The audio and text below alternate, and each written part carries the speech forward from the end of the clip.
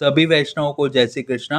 आज हम रथ यात्रा उत्सव के लिए भगवान श्री जगन्नाथ जी को प्रिय सामग्री मीठा खाजा यानी कि फैनी खाजा सिद्ध करेंगे।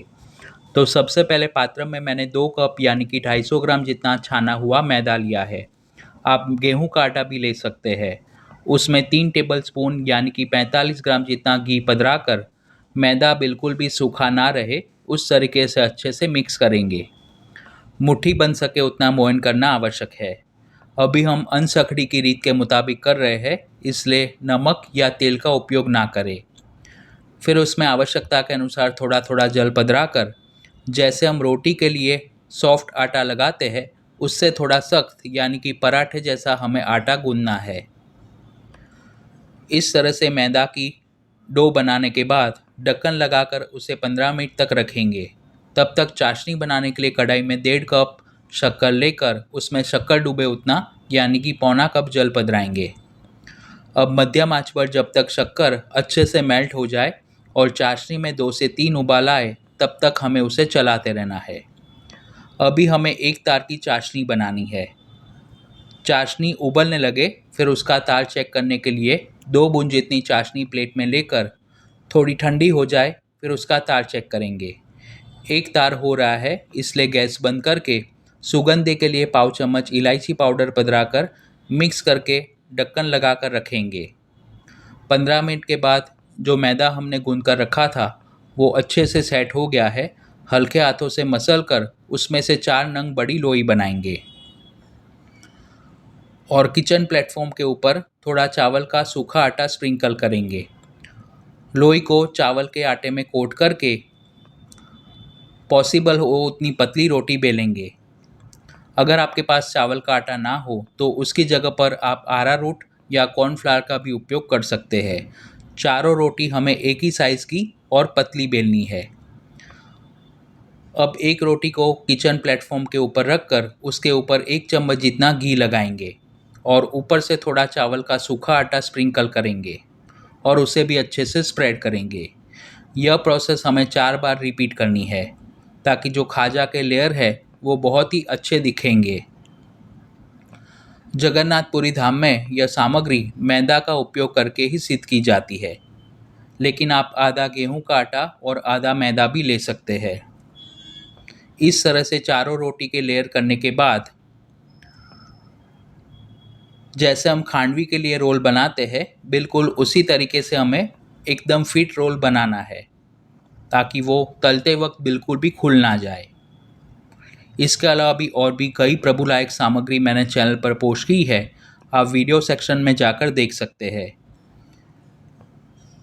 इस तरह से थोड़ा थोड़ा उसे फोल्ड करते जाए और अच्छे से स्टिक करते जाए। जो कॉर्नर का भाग हो वहाँ पर थोड़ा जल लगाएंगे ताकि तलते वक्त वो बिल्कुल भी खुले नहीं। अभी हमने जितना मेज़रमेंट लिया है उसमें से 12 से 13 नंग जितने खाजा सिद्ध हो गए। अब समारनी की मदद से उसके 1.5 से 2 इंच के टूक करेंगे। जैसे बेकरी में खारी बिस्किट बनाई जाती है बिल्कुल वैसा ही लंबचौरस शेप हमें देना है। अब एक लोई को चकले के ऊपर रखकर हल्के हाथों से प्रेस करेंगे और ऊपर थोड़ा चावल का सूखा आटा कोट करके बीच में से थोड़ा मोटा और कॉर्नर में से यानी कि साइड में से साधारण पतला वैसा बेलना है। बहुत ज़्यादा पतला ना करें वरना तलते वक्त जो उसके लेयर है वो अच्छे से खुलेंगे नहीं। सभी खाजा को बेलने के बाद तलने के लिए कढ़ाई में आवश्यकता के अनुसार घी गरम करें। घी मीडियम गरम हो जाए फिर 2-2 नंग खाजा को उसमें डीप फ्राई करेंगे। शुरुआत में 1 मिनट तक हमें गैस की फ्लेम हाई रखनी है। खाजा कढ़ाई में तलकर थोड़े ऊपर आ जाए फिर लो टू मीडियम फ्लेम करके थोड़ी थोड़ी देर बाद उसे पलटते जाए और दोनों साइड से और अंदर से अच्छे से फ्राई हो जाए तब तक हमें उसे करीबन 6 से 7 मिनट तक तलना है।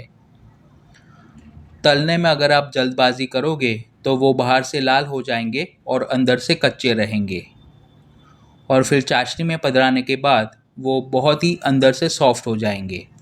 इस तरह से लाइट गोल्डन ब्राउन रंग के और क्रिस्पी हो जाए फिर उसे एक प्लेट में निकाल कर बारी बारी सभी खाजा को हम बिल्कुल इसी तरीके से तलेंगे। यह पुष्टि मार्गीय सामग्री नहीं है लेकिन ओडिशा के जगन्नाथपुरी धाम में भगवान श्री जगन्नाथ जी को यह सामग्री भोग धरी जाती है।